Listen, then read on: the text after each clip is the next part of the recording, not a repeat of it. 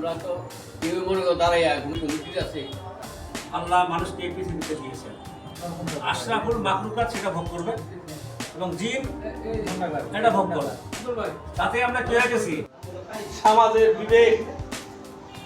তারপরে কই এই মিটিং দেখছি আমি কম চালাইয়া আসছে মারা গিয়েছেন।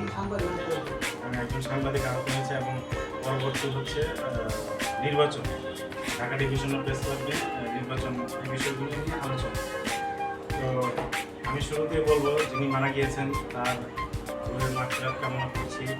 এবং আরেকটা বিষয় হচ্ছে দিয়েছে এটা কিন্তু একমাত্র উনি কিন্তু প্রত্যেকটা সদস্যের বিষয়ে সবসময় অবগত থাকেন এবং যিনি মারা যান তার রুহের মাগফিরাত কামনায় দোয়া এবং মিলাদ মাহফিলের আয়োজন করেন।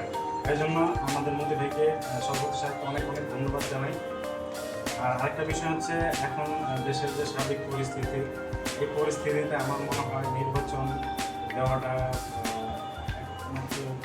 মানে জরুরিও মনে হইতেছে। কারণ নির্বাচন যদি দেওয়া হয় এবং নির্বাচিত সদস্য থাকে, নির্বাচিত সভাপতি সেক্রেটারি থাকে, সেক্ষেত্রে দেখা গেছে আমরা অনেক ধরনের প্রস্তাব, অনেক ধরনের কার্যক্রম, বিভিন্ন ধরনের যে ইভেন্টগুলো সেগুলো আমরা পরিচালনা করতে পারি সভাপতি সেক্রেটারির মাধ্যমে।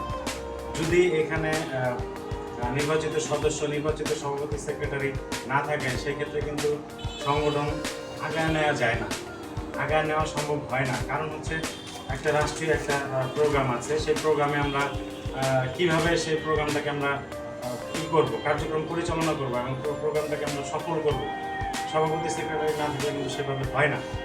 তো আমি মনে করি নির্বাচনটা দেওয়াটা খুবই জরুরি। তো ধন্যবাদ। আমি হিসাবে একজন থাকে এর পিছন পাচ্ছে কিন্তু থাকে সবাই কিন্তু এটার পিছনে একটা হয়।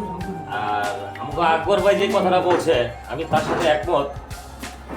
আমাদের ইলেকশন হয়েছে আজকে বিগত অনেক দিন হয়ে গেছে, কিন্তু আমাদের সময় চলে গেছে। আমরা বর্তমান কিন্তু কেউই আমাদের ঢাকা ডিভিশনের ইলেকশন হয়েছে, আমরা বর্তমান মানুষের উপকার করার জন্য এই সংগঠন করেছি, কিন্তু নিজের আখের বুঝবার জন্য করি নাই।